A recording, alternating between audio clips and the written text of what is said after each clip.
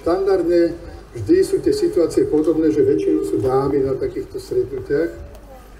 Blahoželám najmä tým mužom, ktorí prišli. To vás ženy donútili, alebo ste prišli dobrovoľne na to? Úžasné.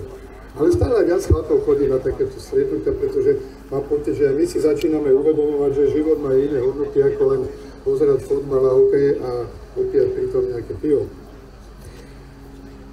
Ja vždy hovorím, teraz máme nádherné počasie, že ja sa teším, aj keď prší, lebo keď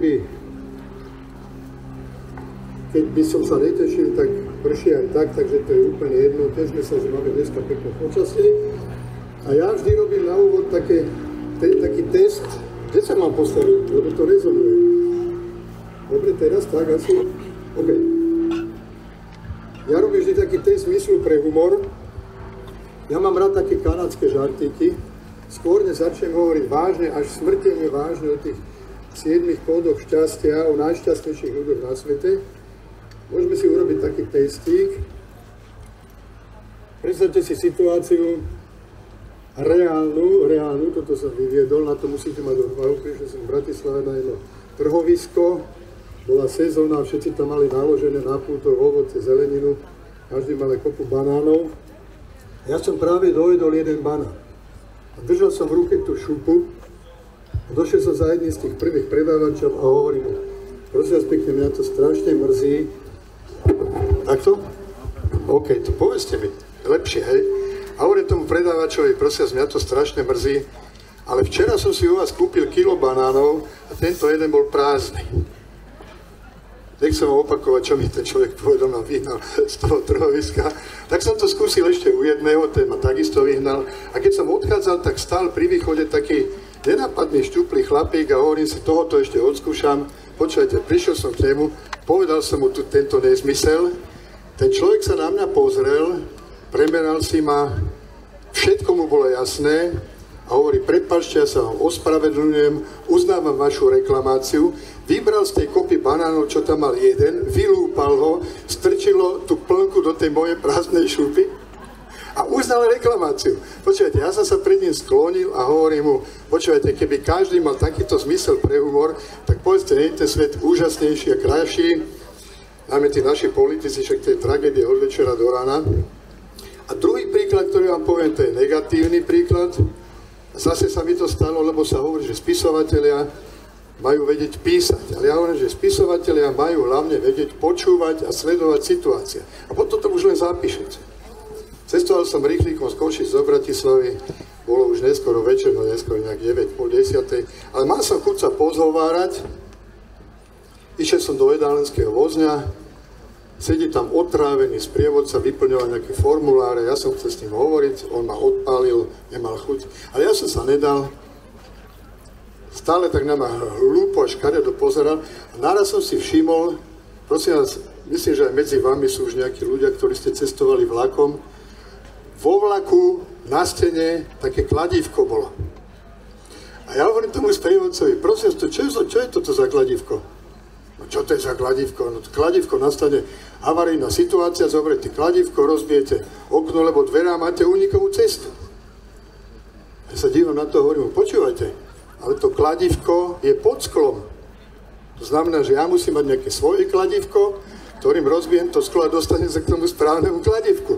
A toho už nabudilo toho sprievodcu. Postavil sa, išiel k tomu kladívku, preštudoval to a príde ku mňa, hovorí mi, nepotrebujete kladívko, stačí vám krížový šrobovák, lebo tam je 6 šrobov.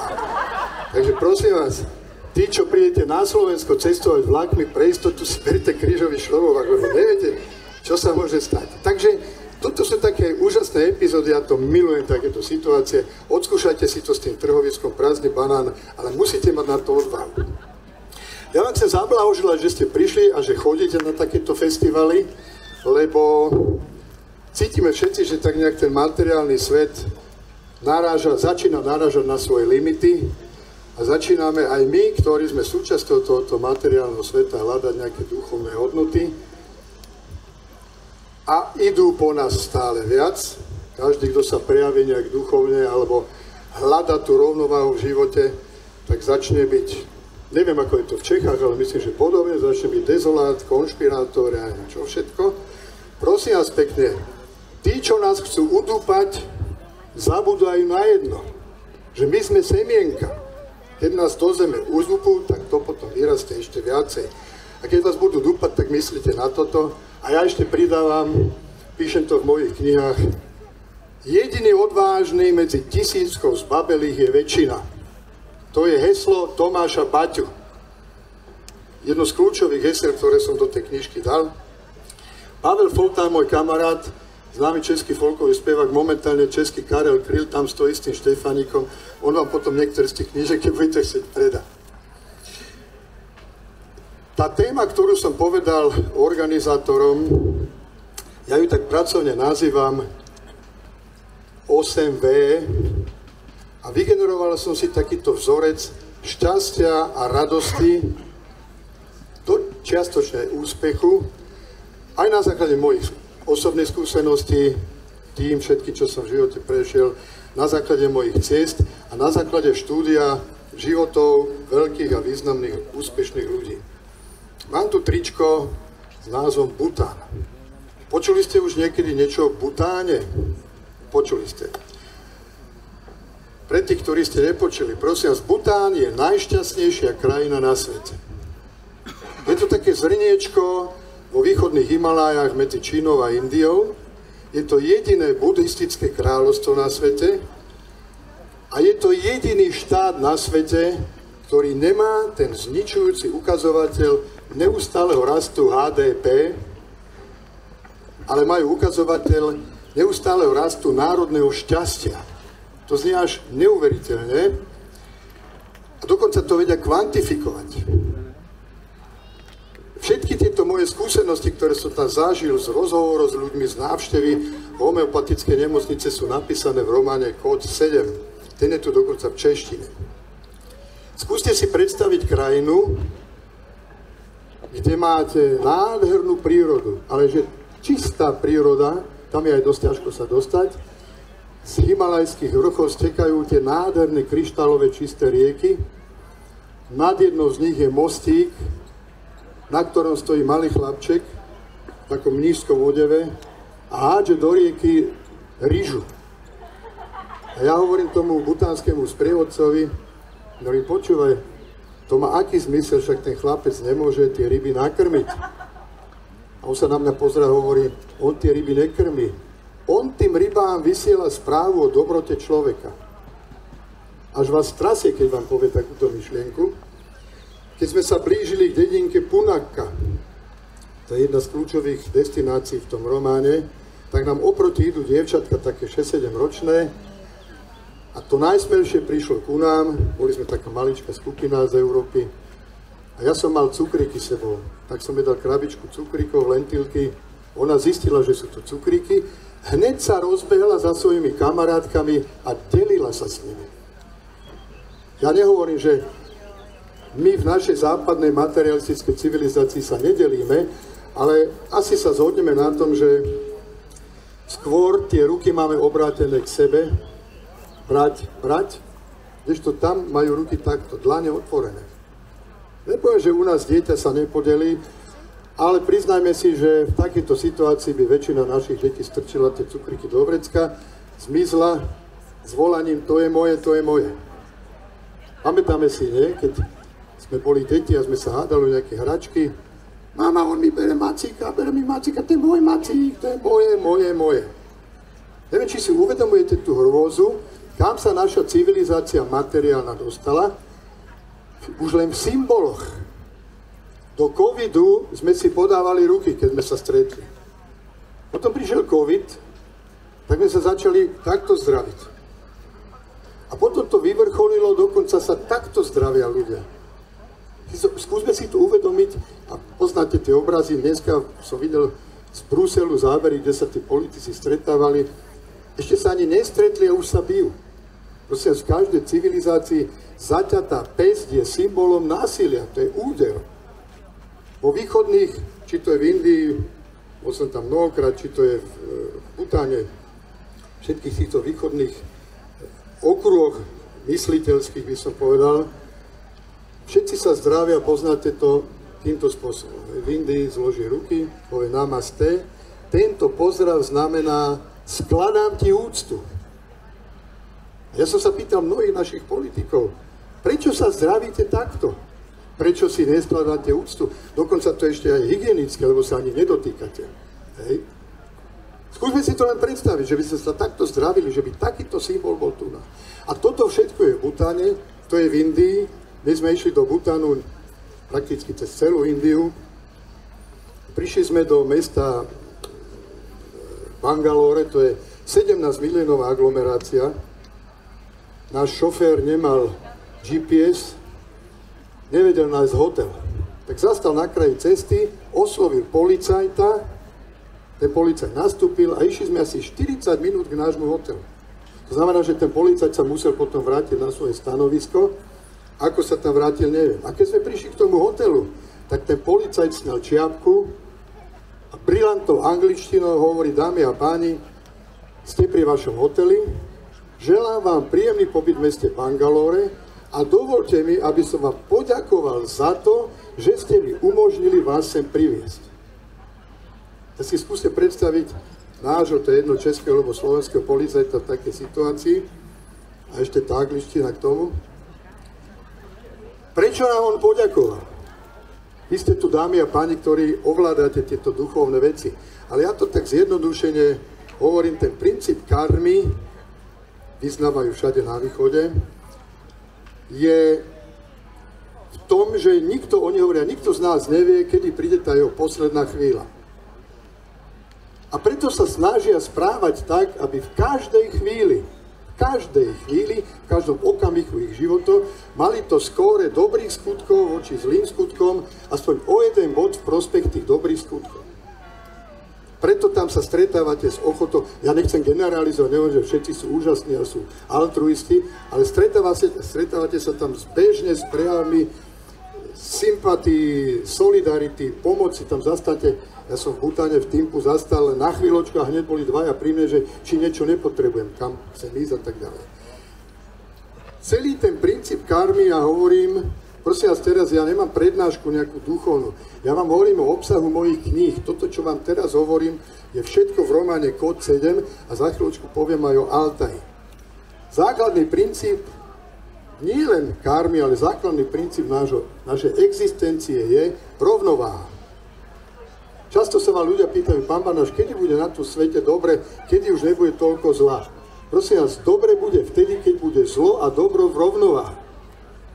Lebo systém funguje len vtedy, keď je v rovnováhe. Skúsme si predstaviť teraz, ako deti sme sa upávali na tých húpačkách, hej.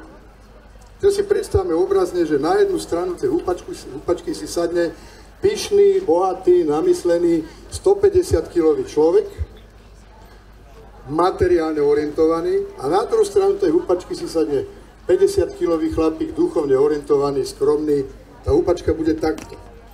A tento tu dole, ten môže byť pyšný, bohatý, hrdý, koľko chce, ale húpať sa nebudú. Systém nefunguje. Systém funguje len vtedy, keď je v rovnováhe. Aj keď je v rovnováhe materiálne a duchovné, svetlo, tma, všetko musí byť v rovnováhe. Svet je duálny. My napríklad máme, my sa tu honosíme, že sme kresťania, v našich evanjeliách je napísaná veta, ktorá je vlastne potvrdením toho karmického spôsobu myslenia, kde hovorí: neodídeš odtiaľto skôr, kým nezaplatíš do posledného haliera.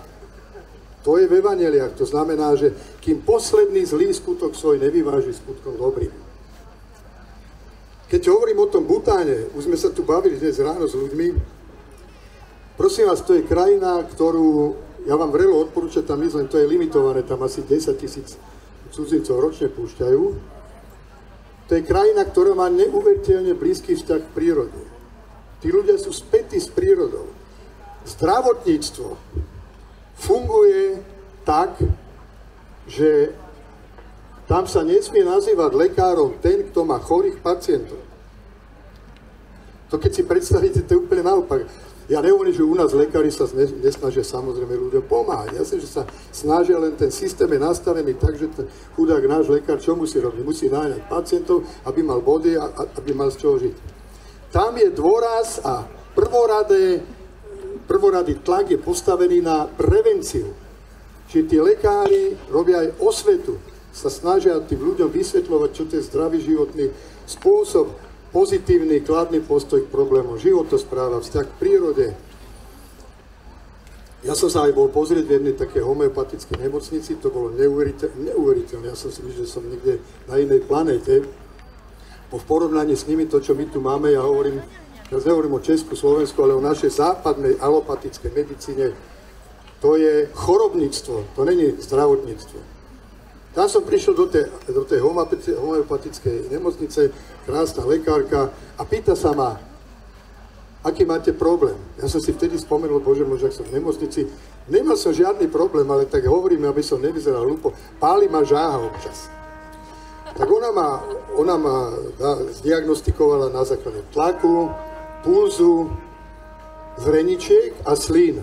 Potvrdila to a dala mi nejaké lieky, predpísala, ja odchádzam, vítané peňaženku, že zaplatím, ona hovorí, no that's free of charge, to je zadarmo.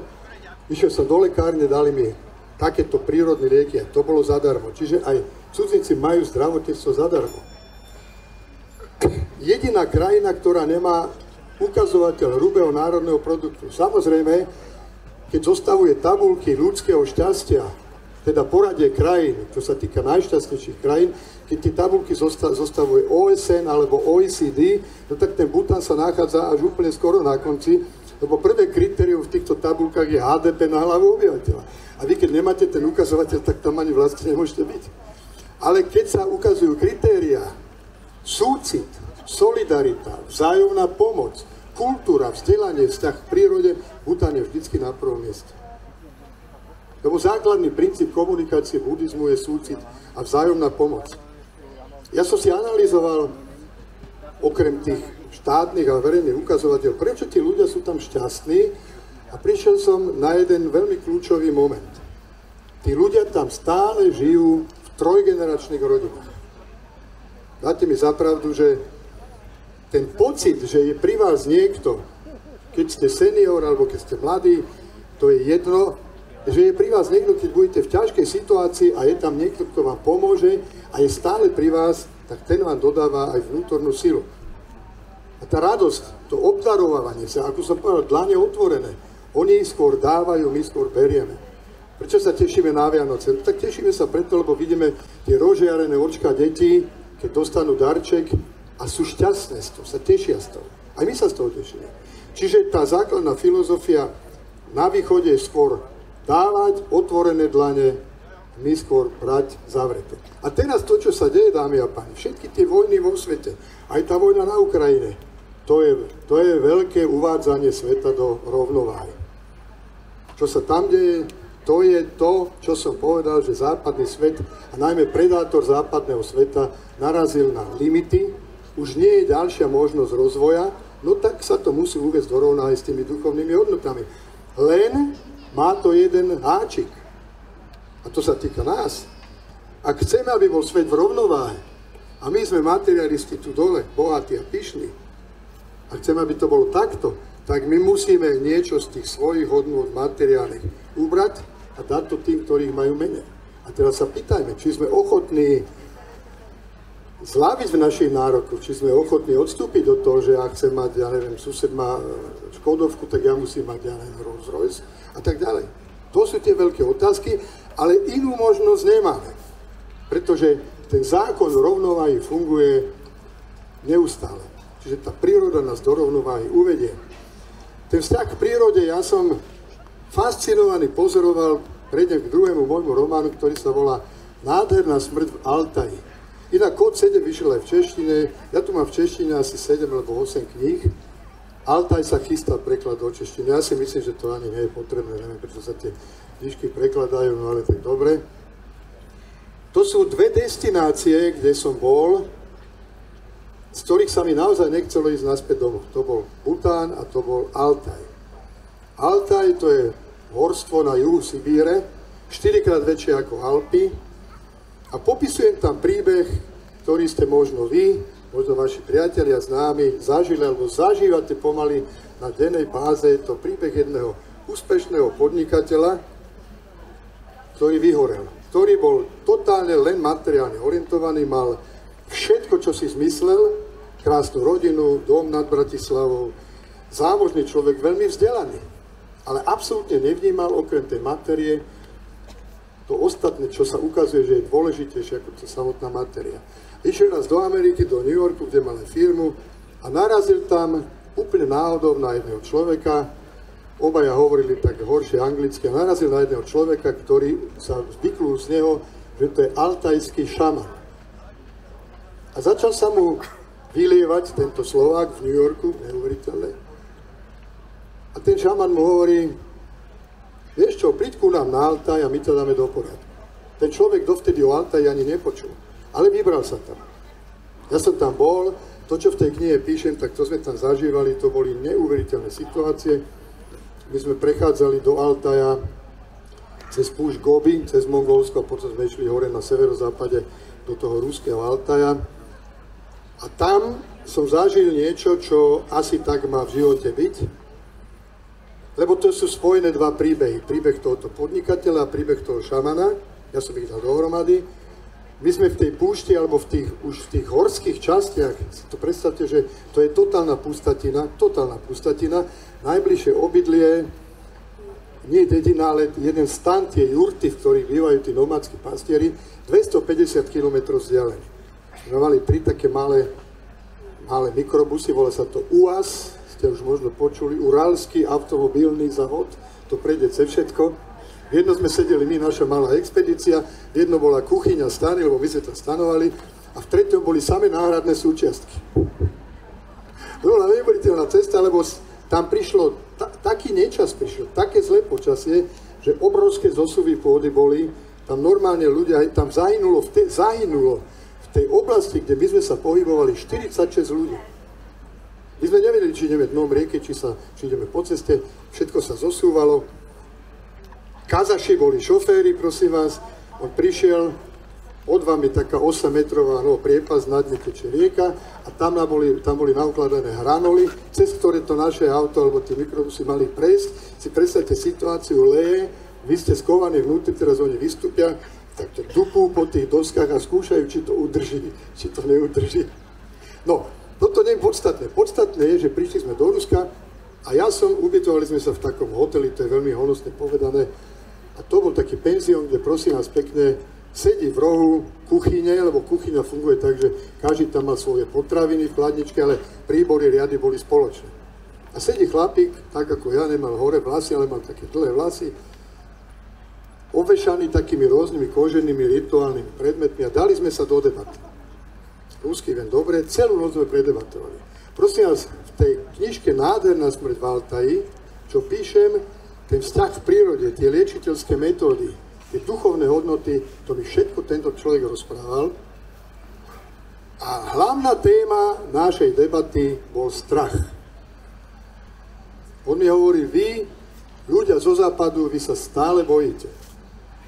Ráno vstanete, už to na vás ide z masových prostriedkov, vojny, nehody, krv, vraždy a tak ďalej.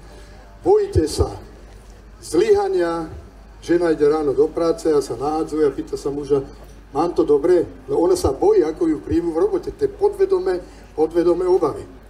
Bojíme sa všetkého a on mi hovorí, no a najviac sa bojíte smrti.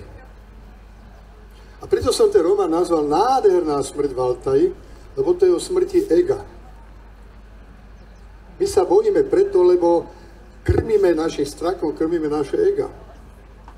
Podtitul toho románu je Keď svoj strach v zemi pochováš, začneš tancovať s bohmi. Oslobodíš sa. Uvedome si, že strach to je najvďačnejší nástroj mocných na to, aby ľudí ovládali. To je jasné, nehovorím žiadne svetovorné novinky. Proste keď sa ľudia boja, tak vtedy sú pripravení vložiť svoje osudy do rúk mocných a vlastne nechať robiť so sebou, čo chcú, lebo my vás ochránime. Ale on mi hovoril o tom strachu, ako to oni vnímajú. Pre nich je smrť naprosto prirodzenou súčasťou života, dokonca život je súčasťou smrti. A povedal mi vetu, alebo také prirovnanie, až ma striaslo, hovorí, Ako sa vy na západe správate k vašim seniorom? Keď sú ľudia starí, tak ich šupnete do nejakých starobincov a tam ich necháte umrieť. Až mi to tak vyčítalo. Vo chvíľach, keď ten starý človek potrebuje, aby bol niekto pri ňom a držal ho za ruku, my ho strčíme do starobinca. On mi hovorí, dve veci by človek v živote nemal prepásť. Narodenie svojich detí a smrť svojich rodičov. Byť pri nich. A povedal takú metaforu, myslím si, že nádhernú, ktorú stojí za to si zapamätať. U nás, na východe, v Altaji, ale tie filozofie majú úplne rovnaké základy a hodnoty. U nás považujeme smrť za žatvu. Jak sa povie česky? Žne. Dobrý hospodár, ktorý na jar orie, zaseje, polieva, hnojí, ten sa žatvy nebojí. Ale zlý hospodár, ktorý keď sa takto obzrie za svojím životom a nevidí na tej svojej životnej ceste jedného jediného svojho blížneho, ktorému by urobil dobrý skutok, ten sa žatvy bojí. Pretože u nich siatie, to je konanie dobrých skutkov. Teraz si skúsme predstaviť, že kde sa asi my nachádzame, keď hľadáme tie dobré skutky, ktoré súvisia s tou karmou, čo som povedal, že nevieme, kedy dojde tá posledná chvíľa, tak sa snažíme tak správať, aby sme aspoň no ten bodík boli trošku nad tými zlými skutkami.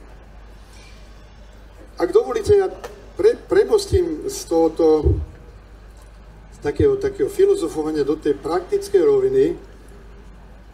Priniesol som sebou teda romány Kotzedem a Nádej na smrť v Altaji a premostím k tým mojim motivačným biografickým románom. Tie sú, nielen na Slovensku, aj v Čechách sa im veľmi darí. Vyšiel aj v češtine román o Štefánikovi. Samozrejme, že tam analýzujem Štefánika ako politika, ale pre všetkým ako muža, ktorý chce niečo dokázať. Tomáš Baťa, tak vám ho nemusím predstavovať, to je môj asi najúspešnejší román. Teraz mi vyšiel na Slovensku román o vynikajúcom vedcovi Avrelovi Stodolovi, ktorý bol veľmi blízky priateľ Alberta Einsteina. Slovák, o ktorom málo kto vie. A ja som si hodnotil aj tie moje skúsenosti, aj týchto významných a veľkých ľudí, ktorí dokázali v živote veľké veci. Ideme do 11. Aby som vedel, že koľko sa môžem rozšupnúť. Dobre, tak ma zastavia. A urobil som si taký vzorec pre tých, ktorí chcú byť v živote úspešní a šťastní. Samozrejme, ten úspech není vždy rovný so šťastím, ale platí to aj pre jednotlivcov a platí to aj pre spoločnosť, pre firmy. A to sú tie tzv. Už sa to na Slovensku celkom chytilo tie moje V, to je vlastne 9V, 7, pretože 8 plus 1V. Prosím vás, ja viem, že nebudem hovoriť žiadne nové svetové veci, ale je to zaujímavé, keď si to dáte do takého sumáru, že podľa čoho, podľa akých hodnôt sa riadia ľudia ako na východe, tak aj ľudia u nás na západe, takí, ktorí chcú byť šťastní, sú šťastní a v živote sa im darí. Nemusia byť bohatí, ale to ešte nevylučuje, že bohatí nemusia byť šťastní. Prosím vás, prvé V, ktoré každý z nás, keď chce byť šťastný a úspešný, musí mať, ale aj každý štát, je vízia. Musíme mať víziu, cieľ. Prvé evanjelia boli písané v aramejčine a v starej gréčtine. Prosím vás, v prvotných evanjeliách slovo hriech alebo hriešnik znamená ten, kto nemá cieľ. Takže nie je to, jak nás tu učí dogmatická teológia, že moja vina, moja preveľká vina. Hriešnik je ten, kto nemá životný cieľ a zmysel. Lebo na to sme sem prišli, aby sme nejaký cieľ a zmysel naplnili. Čiže inak sa k tomu dá povedať aj sen. Ja som tu klasický príklad toho, že aký to má zmysel ísť za svojimi snami. Ja som celý život sníval o tom, že chcem byť spisovateľ. Od útleho detstva. Dokonca som vyhrával súťaže v nejakých slovoch a básniach a tak ďalej. No ale viete, ako to je škola, rodina a tak ďalej, vždy vás to niekto odveje, ale celý život som popri práci sa snažil aj písať. Bol to môj veľký sen, ktorý sa mi naplnil definitívne. Som sa stal, ako sa vraví, profesionálnym spisovateľom, keď som mal 57 rokov. 57 rokov, keď som skončil v Národnej rade slovenskej ako poslanec v 2006 a povedal som žene, počúvaj, deti máme vybavené, ja už chcem konečne len písať. A naplňa ma to.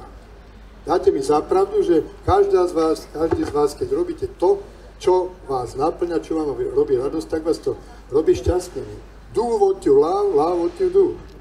Čiže mať sen. Ale prosím vás, sen nie je to, čo sa vám sníva, keď spíte. Sen je to, čo vám nedá spať. Traja muži, ktorých som spomínal. Tomáš Baťa. Prosím vás, ak tu je ešte medzi vami niekto, kto nečítal Romano Tomášovi Baťovi, to sa mi ani nechce veriť. Tomáš Baťa, zakladateľ Svetového impéria. Jednoduchý chlapec tu od vás z Valašska. Ten mal 4 ľudové. To bolo celé jeho vzdelanie. A bol vyučený obuvník, samozrejme. V 4. triede dostali na hodine češtiny písať slovú prácu na tému Môj sen. Tomáš Baťa bol mužčinu, nerad písal, napísal jednu vetu. Odovzdal to učiteľovi, učiteľ mu dal nedostatočnú a napísal: Tomáši, keď zreálniš svoj sen, pretože nie je možné, aby chlapec z takéto chudobnej rodiny, 16 detí ich bolo, teda väčšinou nevlastných súrodencov, aby chlapec z takéto chudobnej rodiny mal takýto sen. A ten malý chlapec, štvrták Tomáš Baťa, mu napísal: Pane učiteľi, vy si ponechte vaši dostatečnou a ja si ponechám môj sen. A ten sen, dámy a páni, bol: keď raz budem veľký, budem obúvať celý svet. 40 rokov na to Baťa už ten svet obúval a fakticky firma Baťa obúva svet do veľkej miery stále ešte aj dnes. To je síla sna. Keď mal Tomáš Baťa 14 rokov, tak so svojou sestrou Aničkou a bratom Tonikom vyšli nad Zlín, na horu Tupá, vtedy ešte nebola zalesnená, vtedy mal Zlín 2,5 tisíca obyvateľov. A 15-ročný Baťa povedal: tu raz bude 100-tisícové mesto. Skoro sa mu to podarilo. To je síla sna. Ďalší z mojich hrdinov, Milan Štefánik. Ten mal sen stať sa astronómom u najvýznamnejšieho astronóma vtedajšieho sveta, profesora Janssena. Štefánik z Košary, z dediny, kde vtedy boli možno 4 domy. Slováci na mape Európy ani neexistovali. Slovensko nebolo, my sme boli Felvidek, Horné Uhorsko. Jak by to padá? Dobre, to je. A on mal tento sen, keď povedal otcovi, že on bude astronóm v Paríži, tak otec ho vyhodil z domu, povedal: ty si sa zbláznil, z čoho chce žiť? A teraz si predstavte, ten Milan išiel do Paríža, bol, nie že chorlavý, on bol chorý, stále bol chorý Štefánik. Chudobný, zadlžený. Nevedel francúzsky, nemal priateľov. A dokázal to. Stal sa astronómom u profesora Janssena a stal sa ním vďaka svojej veľkej viere.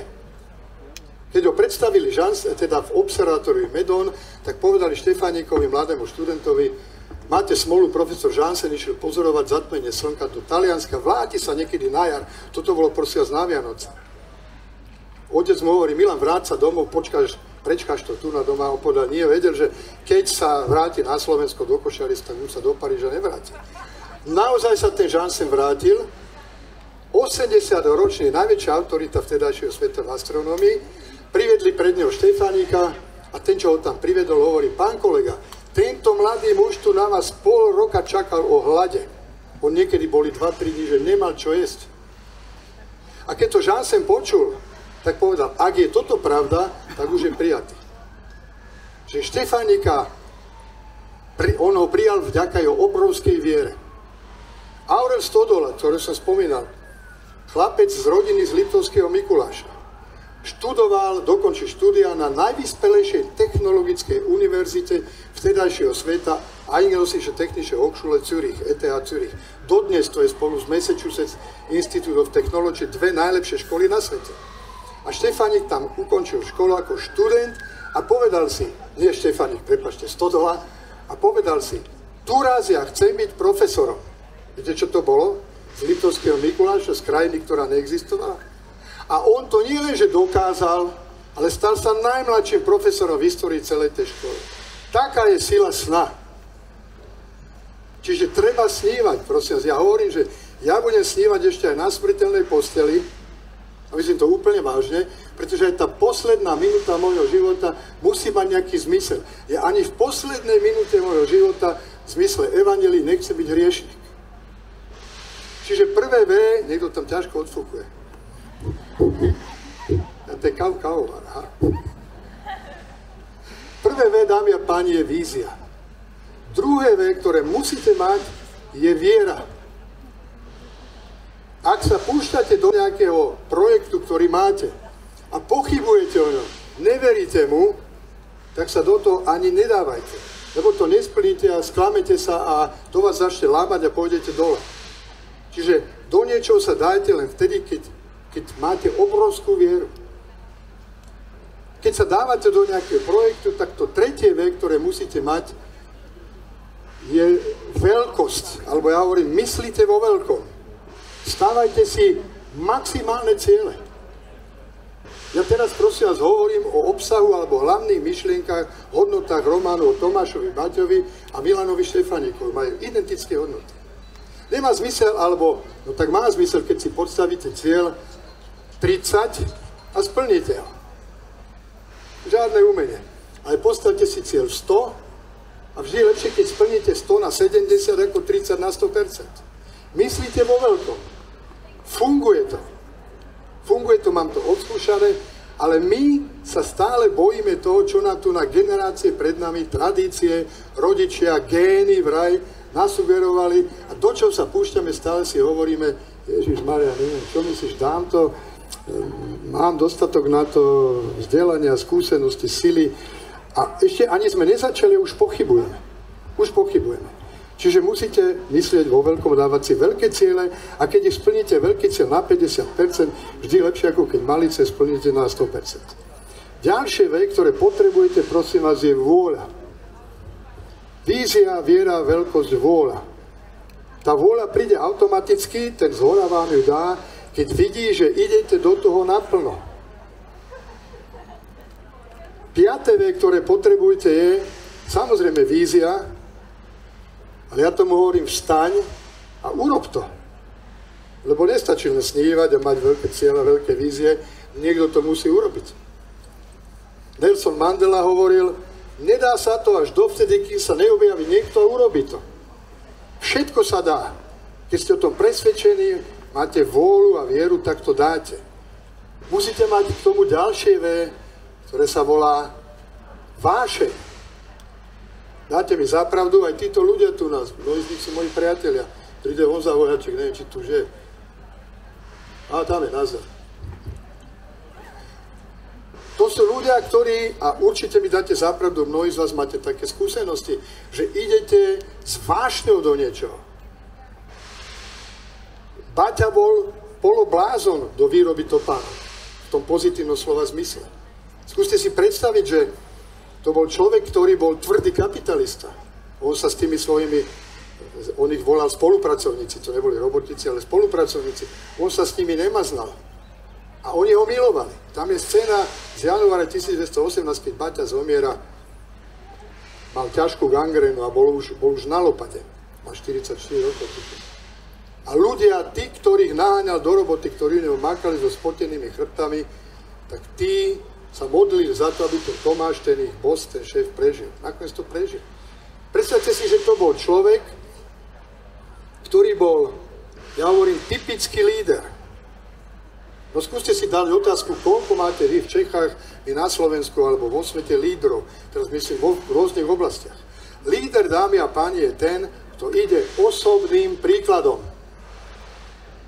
Zoberieme si, poznáme všetci učiteľov, rodičov, pedagógov, farárov, ja neviem, politikov, novinárov, všetci nám hovoria, toto by si mal robiť, to nerob, tam nechoď, toto urob. Ja hovorím úsmevne, keď mám prednášky študentom na stredných školách, tak im poviem, počúvajte, Keď máte telocvikára, ktorý má 130 kg, tak mu neverte ani slovo.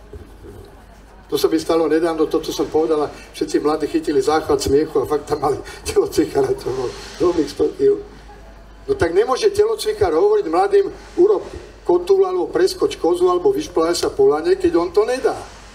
Tomáš Baťa bol človek, ktorý, poviem príklad, tam je strašne veľa epizód v tej knihe, ktoré sú z jeho reálneho života. Prišiel, to bolo myslím v Pardubiciach niekde, chodil veľa po republike a prišiel do predajne obuvy aj so svojím obchodným zástupcom a hovorí tomu vedúcemu, Hanák sa volal, pane Hanáku, jak je to možné, vy tu nemáte Baťové topánky? A on hovorí, pán Baťa, neviem čo mám skorej, mám málo ľudí, musím predávať, v sklade mám neporiadok. A Baťa mu hovorí, môžeme sa pozrieť do toho vášho skladu? No dobre, tak išli do skladu a naozaj tam mal bordel neskutočný.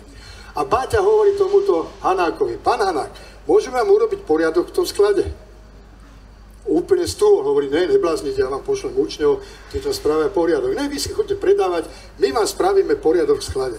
Tomáš Baťa dal dole sako, jeho obchodný zástupca takisto, urobili mu tam poriadok, ešte sa ani večer nevrátili do Zlína, už mali objednávky. Prosím vás, toto spravil Tomáš Baťa vtedy, keď bol druhý najbohatší muž Československa. Najbohatší bol pán Price, šéf Živnobanky. Baťa vtedy, keď urobil takýto fór, tak robil 10% HDP Československa. Tak nemilovali by ste takéhoto človeka? Bol nekompromisný, bol tvrdý, ale bol férový. Vytváral ľudia podmienky, však to je všetko známe. Takže toto je vizionár. To je tá vízia, ten sen, ktorý si on naplňal. Musíme mať potom aj to, a to je z môjho pohľadu asi to najdôležitejšie, musíme mať vďačnosť. Na to zabudáme. Musíme poďakovať stvoriteľovi, Bohu, energii, univerzu, ako to nazveme, svojim blízkym, svojim priateľom. Počúvajte, ešte ma napadlo, prosím vás pekne, urobte mi jednu fotografiu týchto krásnych ľudí, prosím vás. Ja tu rozprávam, to je taká krásna energia, keby ste sa videli, také rozžiarené tváre, všetky ste nádherné. Až mi je ľúto, že nie som medzi vami. Určite máte lepší výhľad, ako mám ja. Vďačnosť. Na to zabudáme, hoci dobré skutky zásadne treba konať bez toho, aby sme očakávali vďačnosť. Ale viete, nie je to taká náhoda, že sme sa tu ocitli na tomto svete. My sme sem prišli, každý z nás nejakým poslaním. Možno len preto, aby sme urobili jeden jediný dobrý skutok v tej pravej chvíli, v ktorej sme ho mali urobiť. A musíme byť vďační, že ten hore, alebo niekto v našom okolí, nám umožnil, aby sme konali dobro. Lebo potom sa to, keď táto energia sa nevráti, tak to proste zakrnieva. Tak tie energie idú dole a cítime aj to, cítime to nielen v rámci našho najbližšieho okolia, cítime to aj v rámci svetových geopolitických situácií, že tie energie nejak idú dole. A my sa musíme aj to vďačnosťou snažiť, proste, aby sme tie energie zdvihli. Ja som sem prišiel dnes, som sem prišiel a cítil som sa dobre. Bo sa tu schádzajú ľudia, ktorí proste, každý z vás niečo hľadá. Ja hovorím, že zasa nepoviem nič svetoborné, že ľudia sa delia na dve skupiny. Na tých, ktorí pravdu hľadajú a na tých, ktorí pravdu vlastnia. Dáte mi za pravdu, že s majiteľmi pravdy sa nedá diskutovať. To máme tie skúsenosti všetci. Viete len, to hľadanie pravdy, ja to porovnám s riekou.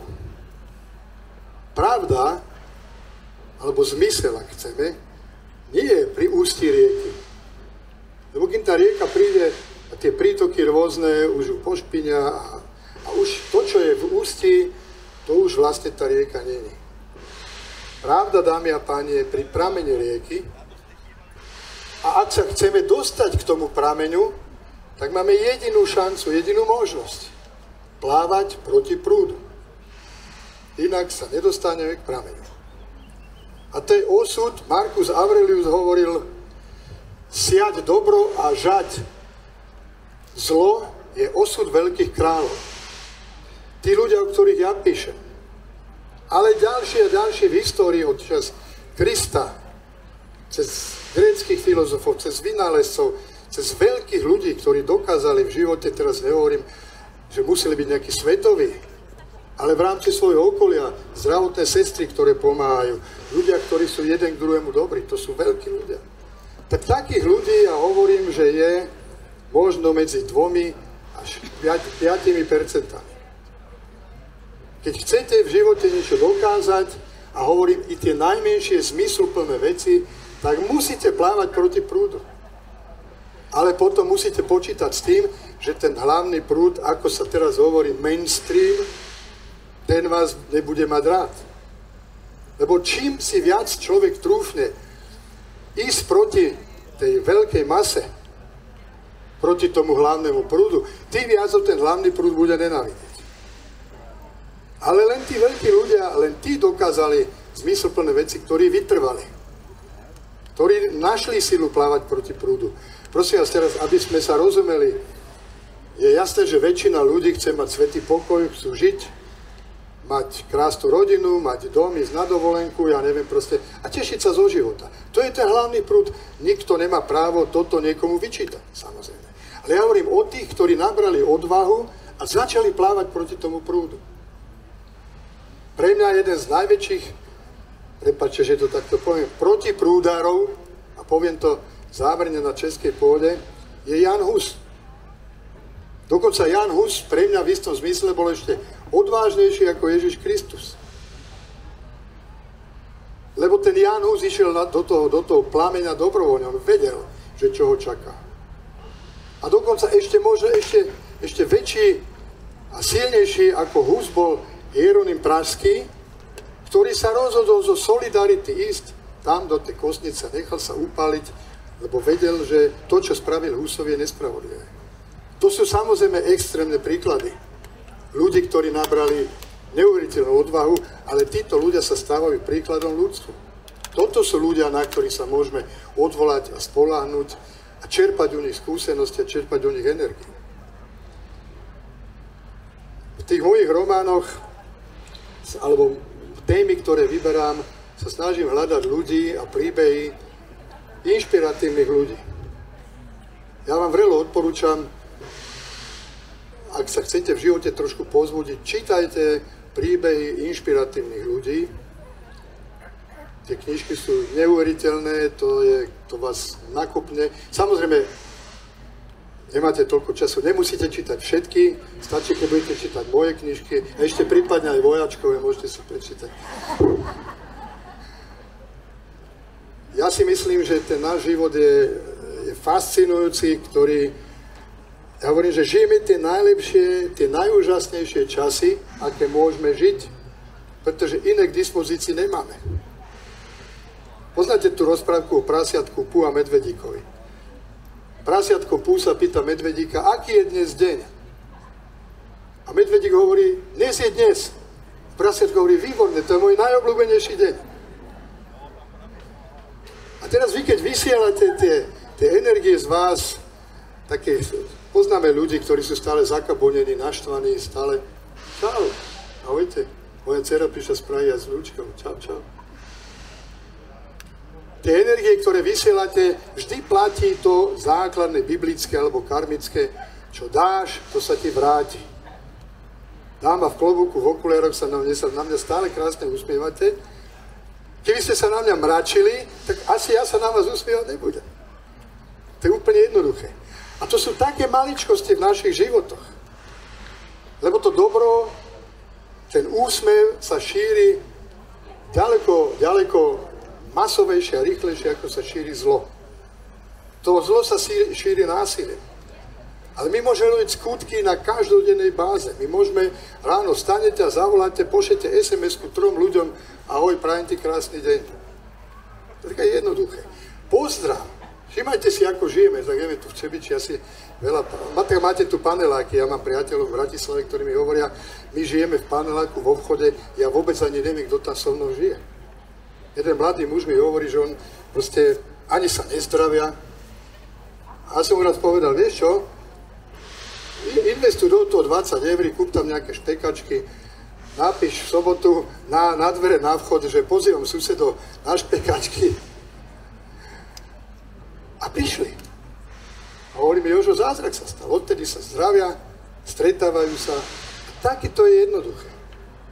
Také to je úžasné. Čiže ten život nespočíva len v konaní nejakých obrovských vecí, aby si nás história pamätala.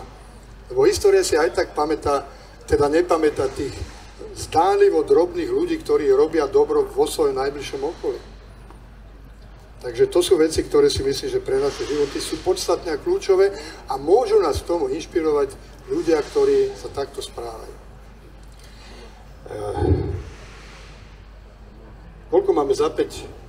Ja mám v vozíku aj na mojich besedách sa pýtať prípadne ľudí, že ak majú nejakú otázku, nejaký komentár, tak neviem, či máte chuť sa ma niečo spýtať. A môžem ešte hovoriť, dlhý čas vám môžem rozprávať o knižkách, ale ste sem prišli asi vydýchnuť. Nech sa páči. Pokiaľ máte nejaké otázky, Tomáš vám dá mikrofón a... Máte otázky? Možná se zeptám jinak. Máte otázku? Usmívající se paní v klobouku. Tak já moc děkuji za možnost se zeptat. A mě zaujaly... Bližšie si to dajte. Tak. Neumím to s tím. Mě zaujaly ty vaše cesty a vlastně by mě zajímalo, jak jste k tomu přišel, to je asi špatný slovo, ale jak jste se na ty cesty vydal, jestli s někým nebo sám po vlastní ose, či jestli je třeba možnost si i přidat na takovou expedici s vámi? Vy ste už dali nechtiac odpoveď na vašu otázku. Prosím vás, dnes tu bude vystupovať aj s vámi. Tu nemajú Avatar Shop SK. S vámi je Dano Mačovský, myslím, že tam vzadu má nejaký seminár práve. Nemôžete ho obísť, je to taký muž, mohutný, má biele vlasy dlhé. S vámi organizuje najmä zájazdy a takéto expedície do Indie. Organizuje expedície dokonca k prameňom Gangy. Takže tam v tom Avatar Shope, tam sa s ním, keď sa s ním... Dokonca mám pocit, že tam má aj reklamu. Tu na ten typ na víkend on robí na Slovensku a potom ľudia chodia s tým aj väčšinou do Indie. Takže dá sa. Ja som bol, v Indii som bol, myslím, 10-11 krát a bol som tam spočiatku normálne s cestovkou a potom už som chodil rôzne aj na poznanie indickej vlády. Potom tam začali moje knižky prekladať do inštiny aj do angličtiny, tak som tam bol aj na pozvanie. Ale tá duchovná cesta, ja neviem, či to nazvať duchovnou cestou, jednoducho, to je naprosto logická, zákonitá cesta. Cesta hľadania rovnováhy. My máme v rodine jedno veľké šťastie, že mám úžasnú manželku, tu sedí. Ona to nerada počuje, ale už za hlbokého sociku moja žena cvičila jogu a začali sme hľadať aj dcery, aj staršiu, aj mladšiu, tak sme nejak začali hľadať aj takéto. Mne to trvalo najdlhšie, to vám poviem, že také nejaké tie duchovné cesty, ktoré človeka vyvažujú. Ja keď som išiel prvý raz do Indie, podľa toho sa napísal román Kód 9, ten je tiež v češtine. Kód 1 je nesmierne, ako oni to nazývajú, kontroverzný román, píšem o Kristovi v Indii. Veľmi zaujímavý. Tak tam je napríklad pochovaný, tí, čo poznáte Evanjelia, tak na východnom pobreží Indie, južne od mesta Chennai pri Mylapure je pochovaný apoštol Tomáš. Ten neveriaci Tomáš, čo dával Kristovi prsty do rany, ten je tam pochovaný. To som všetko popísal. Čiže začal som cestovať, samozrejme, a hľadať tú rovnováhu, lebo ja hovorím, že ja sa porovnám so záhradníkom. Že záhradník, on len zdálivo pracuje na záhrade, on pracuje hlavne na sebe. Čiže aj tie knižky píšem preto, aby som, viete, vy keď už napíšete niečo, to už je silnejšie, ako keď to vypovedané slovo nemá takú silu ako napísané slovo. Lebo to vás už záväzuje. Čiže ja píšem knižky preto, aj to mám na mojej anglickej stránke, aby som polepšoval samého seba. A keď ešte k tomu mám taký bonus, že ľudia to aj čítajú, A dokonca ma prekladajú, ako hovorí Tomáš, že som naozaj prekladaný. No tak to vám dodáva ďalší taký zmysel, ďalší rozmer. Ale prosím vás, my nemusíme ísť do Indie, my si môžeme vytvoriť náš ašrám a Indiu aj tu na. Takže aby někdo mohl jet s vámi, klíčové heslo je s vámi. Klíčové je s vámi, presne, klíčové heslo je s vámi a tu na Avatar Shop s vámi a uvidíte naživo. No my vyzeráme dobre aj s Honzom Vojačkom, ale s vámi vyzerá úžasne. Tak to my nevyzeráme. To je cílený marketing na Honzu Vojáčka, nevím, jestli to víte celou dobu. Je ještě někdo, kdo by chtěl položit otázku? Nech sa páči, tu sa dáma hlasiť.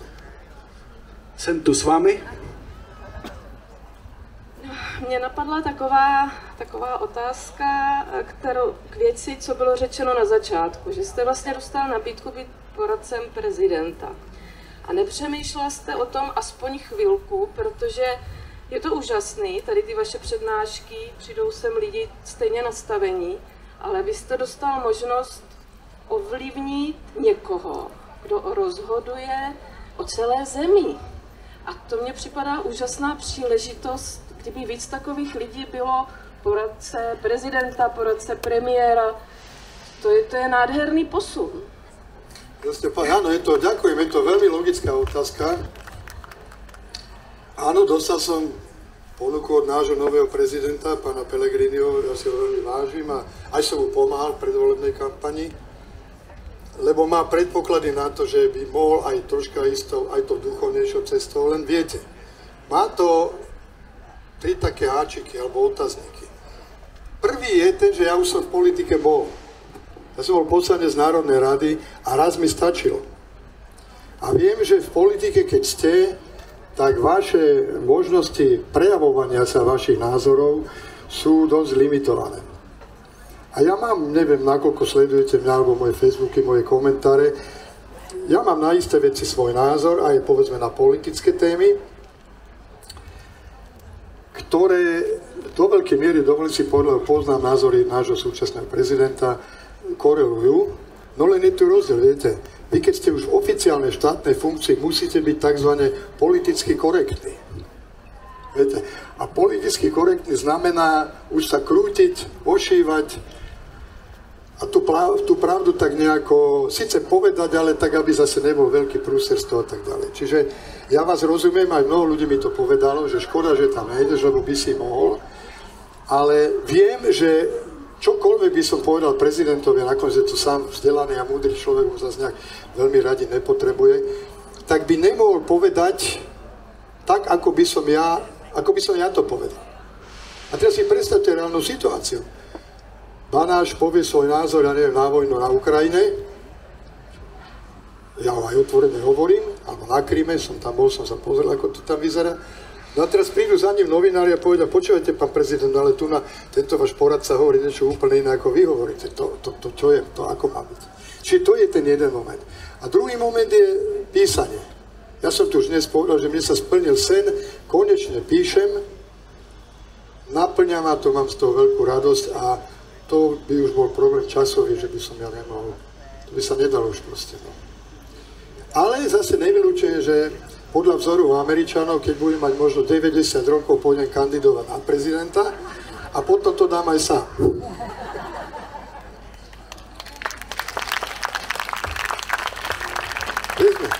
A ještě máme prostor třeba pro 2 otázky.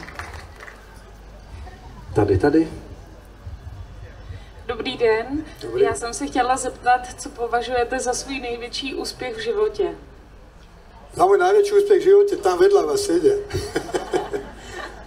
Dobre, som si tak říkala. Počujete, dobré manželstvo. Hoci ja musím povedať, že teda vďaka mojej manželke to naše manželstvo je také, že dosť dobré. Čiže ten pocit rodiny, tej súnáležnosti, je tu moja staršia dcera, moja úžasná vnúčka. V Bratislave máme mladšiu dceru, Adelu, teraz máme vnúčika. Takže sa z toho všetci naozaj nesmierne vytešujeme. A taký nejaký profesionálny úspech, to je aj ťažko povedať, viete, keď to sú neuveriteľné okamihy, že idete v Bratislave v električke a pani číta vašu knižku. Alebo dostanete mail a vám niekto napíše, pán Manaš, prečítal som si vašu knihu Kód 7. To je jedna z tých kníh, to je veľmi zaujímavý, ináč tá knižka, prosím vás, tá vyšla už asi pred 10 rokmi, ten Kód 7, a naraz v poslednom čase takto začala ísť hore, takto ide tá kniha hore, a my sme aj vyhodnocovali vo vydavateľstve, že prečo tento román tak ide, a prišli sme na to, že zrejme žijeme veľmi ťažké, zložité časy a ľudia chcú pohľadenie duše, lebo ten román to je pohľadenie duše, ten kód a ten altaj. Čiže pre mňa je ohromný pocit šťastia, keď vidím, že ľudia aj vďaka možno tej malej kvapôčke, čo ja robím tým písaním, že sa trošičku posúvajú, sa im otvoria oči.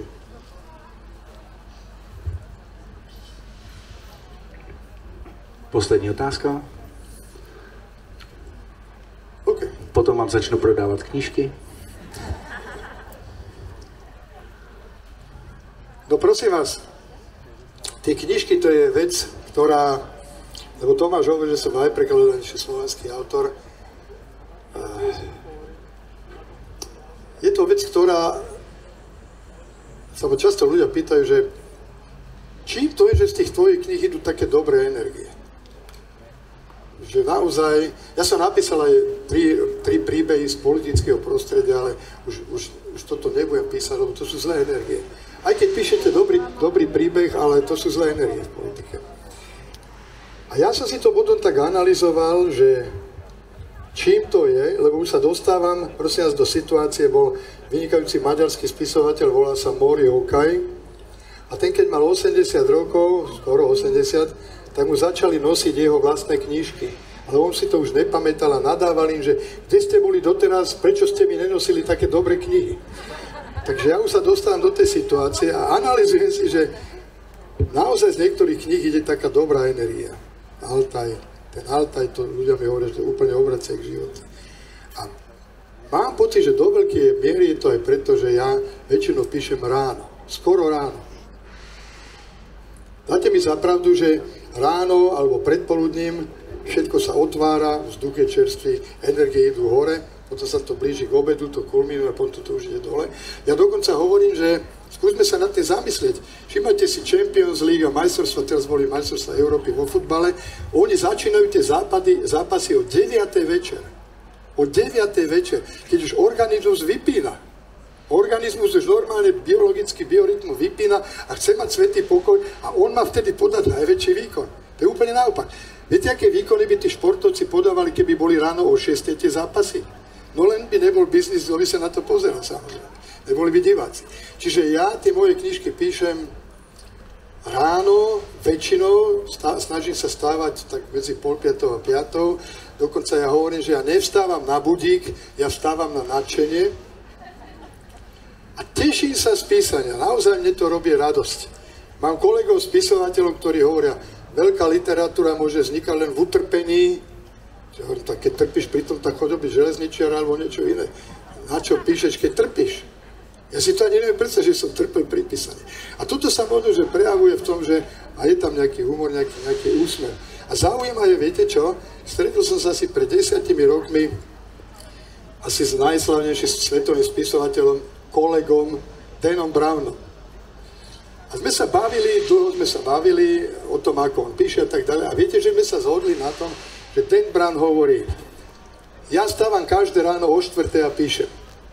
Hovorím, dávaj si pozor, ja stávam o 5:00, už ťa pomaly dobehne. Tiež robí ráno. Počúvajte, také praktické rady. Pije zelený čaj. Len si dávajte pozor, ja som začal mať problémy s tlakom, lebo ja dlhé roky pijem zelený čaj, ja milujem zelený čaj, ale viac nálevový zelený čaj a denne som vypil aj liter zeleného čaju, ale potom mi z toho naozaj šiel tlak hore, takže treba to robiť opatrne. Ale čiže Dan Brown skoro ráno stáva, zelený čaj pije, cvičí jogu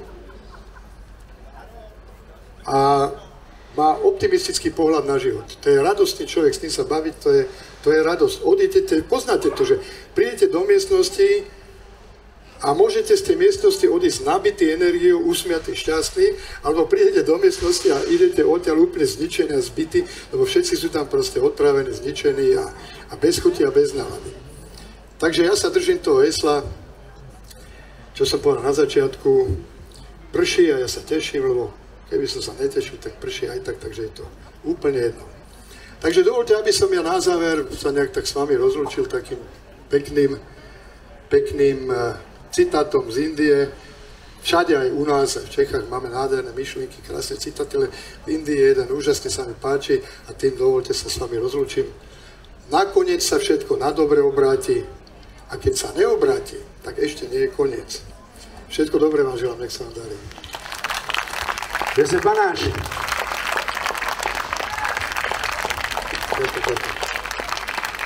Pane Banáš? Knižky vám tu podpíšem. Kde je? Konáš je tu. Posaďme sa, dobre. Celý čas som vyšiel bez vody, počúvajte. Tak to můžete dohnat. Já jsem vlastně zjistil, že taky stávám na nadšení, akorát to nadšení mi trvá někdy do 10. Ale někdy taky stávám brzo. Jak to máte vy? Taky stáváte na nadšení? Skvělý. Jsem Baťa, dokážem to. Dokážu to. Tak to je první kniha, kterou si kupte za chvilku. A tady sú zase zvýhodnené ceny, že jo? Hneď vám to poviem, ide robiť marketing, ale povedali ste, že vstávate na nadšenie. Počúvajte, bol som minulý týždeň v dedinke Polichno, to ani Slováci nevedia, kde to je. Tam sa narodila významná slovenská spisovateľka Timrava, napísala aj takú prozu, sa volá, že ťapákovci. Ťapákovci to je typ ľudí, ktorí leniví, proste to sú prototypy lenivcov. A tam je, v tej krčme u ťapákov je taká veta, citácia z jej diela, kde je napísané: chlapi, vstávajte, treba ísť spať. Tak tým sa prosím vás môžete kľudne riadiť, ale nič nedokážete. Ideme k tomu. Já jsem právě slyšel jednoho speakera, který říkal, já mám za cíl jednoho dne vstávat, až tělo si řekne, jsem odpočinuto. Aj to je dobré. Druhá kniha. Taky, jo, dneska za zvýhodněnou cenu jsou ty knížky, je to tak? Prosím, tie knižky sú v podstate o štvrtinu lacnejšie, ja dávam, lebo ja som akože, povedzme taký, že jeden z VIP autorov najväčšieho slovenského vydavateľstva IKAR, tak oni mne to dávajú za takú zvýhodnenú cenu, tak ja som to sa donesol s tou maržou. A tady je něco o té vůli, což je jedno z těch Vček, který jste zmiňoval, takže... Muž železné vůle. Dobře. Pak třetí kniha je teda Kód 7. Chtěl byste něco k ní říct? Ten Kód 7, prosím vás, inak to je zaujímavé. Podtitul tej knihy je Konec zla. Hovoril som, že tú knihu sa napísal pred 10-12 rokmi a dve síly bojujú proti sebe. To Butánske kráľovstvo, tie síly dobrá, duchovná, a síly materiálne, ktoré ja som nazval vtedy už Global Power. Globálna sila. Aj vám poviem, ako to skončí, ten príbeh. Skončí to remizou. Skončí to rovnováhou.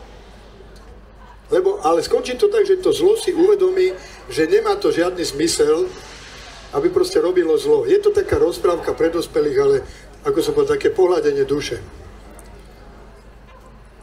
A poslední je Nádherná smrt v Altaji. Když jsem dělal film Sebepoznání, tak tam začínáme tématem smrti. My tady ním končíme dneska. Vy jste říkal, že budete mít sny až do poslední vteřiny, což je úctyhodný, protože třeba jsem slyšel Normana Vincenta Peela, který taky říkal, že dokud bude dýchat, bude snít a bude proaktivní. Prosím vás, vidím tu aj seniorov. Bol som raz na prednáške, Honza Vojaček, boli sme tam spolu v Bratislave a tam boli študenti, asi 300 študentov, vysokoškolákov. A povedal som tým študentom, zdvihnite ruky tí, ktorí sa chcete dožiť vysokého veku. Všetky ruky vystrelili, všetky. Hovorím, výborne. Teraz zdvihnite ruky tí, ktorí chcete byť starí. A teraz sa všetci začali obzerať. Ja hovorím, čo je? Však to je tá istá otázka. To je tá istá otázka. Prosím vás pekne, ja dávam radu seniorom, vidím tu aj seniorov. Možno to stojí za to, aby sme si to zapamätali, lebo za chvíľu ste aj vy seniori. Nerezignujeme preto, že stárneme, ale stárneme preto, lebo rezignujeme. Keď som bol v Bardejove na besede, sedel v prvej rade taký človek, ten bol celý čas, prepáčte, poviem expresívne, nasratý. Ten furt taký proste zlý výraz a tak. A ja sa na ňo pozriem a hovorím, aj som sa snažil tých ľudí dostať trocha do nálady. Hovorím, prosím, vy máte nejaký problém v živote? A hovoria, čo by som nemal problém, že povedzte mi, čo sa tu človek má z čoho radovať a proste stále bol naštvaný a zakabonený. A ja som sa pozrel na riaditeľku knižnice, sedela vedľa ňou, hovorí, pani riaditeľka, jaká rieka teče cez Bardejov? A ona hovorí, že Topľa. A ja hovorím, pane, viete čo, dám vám jednu radu. Choďte na most, skočte do Tople a bude to vybavené. Seba prestanete otravovať, vaše okolie prestanete otravovať. A chlapík hovorí, ale Topla má len pol metra. Tak hovorím, počúvajte, a je tá Topla studená? Jo, je strašne studená. Hovorím, tak viete čo, ja sa otužujem, inak vám to odporúčam, otužujte sa. Choďte do tej ľadovej vody a garantujem vám, že keď stade vylezete, tak sa budete dívať na život úplne inak a usmiatý. A v tej chvíli už aj on sa začal usmievať. Že prosím vás pekne, rezignujeme vtedy, nerezignujeme, lebo stárneme, ale stárneme vtedy, keď rezignujeme. Čiže preto som povedal, že aj v poslednej minúte môjho života nebudem rezignovať, však my musíme sa tešiť aj v takých chvíľach. Lebo keď dojdete naštvaní do neba, tak sa tam nebudú radovať.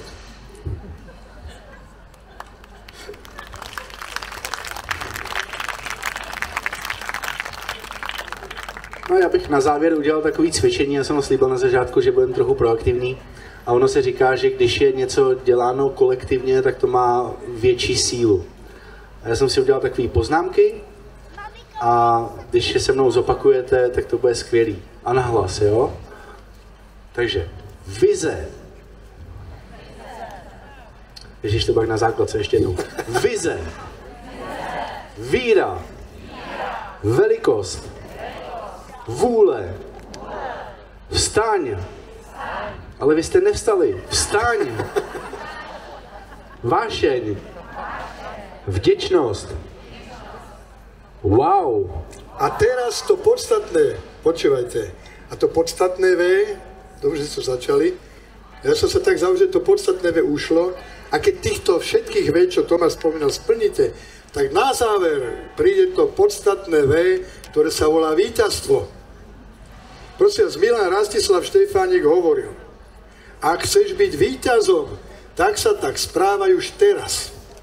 Ja som dal pánovi prezidentovi, vtedy ešte nebol prezident, Pellegrinimu, ja som moderoval jednu takú diskuziu, kde bol on, a keď už sme boli v závere, tak večer to bola posledná televízna debata, ktorú mal so svojím kontrahentom, a tam bola masa ľudí, aj kopa ministrov boli, členovia vlády. Ja som povedal, pán predseda, vy dnes večer nepôjdete do televízie, do tej debaty ako kandidát na prezidenta.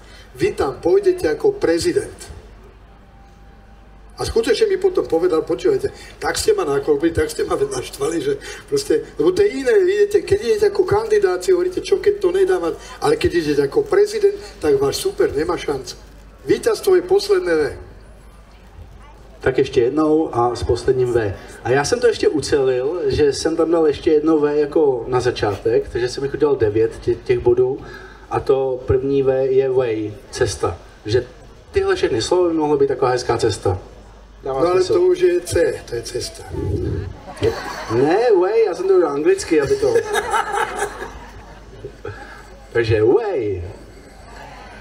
Zlepšujete se, jste dobrý. Mám z vás radost. Vize. Víra. Velikost. Vůle. Vstaň. A udělej to. Vášeň. Vděčnost. Vítězství. A skončí to remízou. Díky. Josefe, děkujeme. Děkuji. Josef Banáš. Díky.